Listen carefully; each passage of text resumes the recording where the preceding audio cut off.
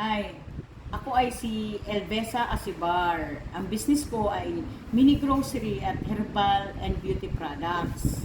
Yan kasi dati na ang ano ko talaga linya ko. Ano yung katanungan? First question po, what motivated you to become an entrepreneur? Yun ang ano ko na nag-motivate ako. Kasi ang ilagay ko, ang ano ko kasi noon pa man, ayoko talaga nang nananatili ako nagtatrabaho.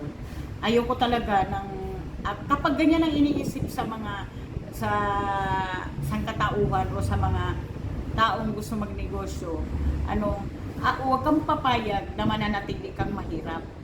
Huwag kang papayag na mananatili kang nagtatrabaho. Kasi hindi ka talaga uunlad dyan. Kailangan gumawa ka ng paraan, mag-pray. Pinakauna talaga, pray. Pagkatapos, mag-ano ka ng negosyo, sasabihin mo na, wala naman akong pangpuhunan. Hindi rason yun.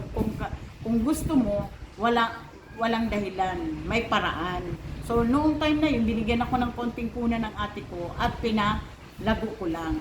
Nakautang ako kasi hindi naman kami na galing sa mga mayayaman na angkan. Nangutang kami ng puhunan. Yung utang na yun, take note lang din sa mga nagdinegosyo ha.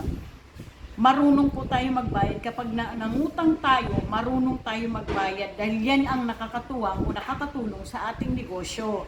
At huwag tayong susuko.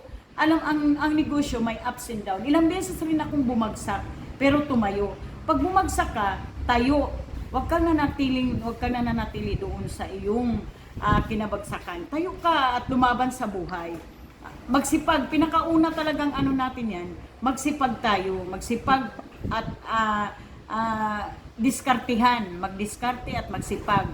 Huwag tayong tatamad-tamad at huwag tayong ngayon masipag, bukas hindi. Ang pagninegosyo rin, hindi yan na papasok ako, ay magninegosyo ako, mag-open ako ngayon, bukas hindi. Hindi pwede rin kasi mawawalan ka ng customer niyan. Kami nga, maaga pa lang, madaling araw pa lang, nandoon na kami sa aming tindahan. Hanggang gabi, 8 to 9 o'clock. Tinitiis namin ganun yan. Tsaka na lang kami magpepetik-petik kung talagang umunlad na yung buhay namin at hindi na kami nangungutang. Kaya, go lang. Yun ang gusto ko sa wag tayong mananatiling nagtatrabaho at mananatiling mahirap. Yun ang itanim natin sa utak natin. Number 2 po, what do you think are your characteristics and competencies that made you a successful entrepreneur? Di naman live yan eh.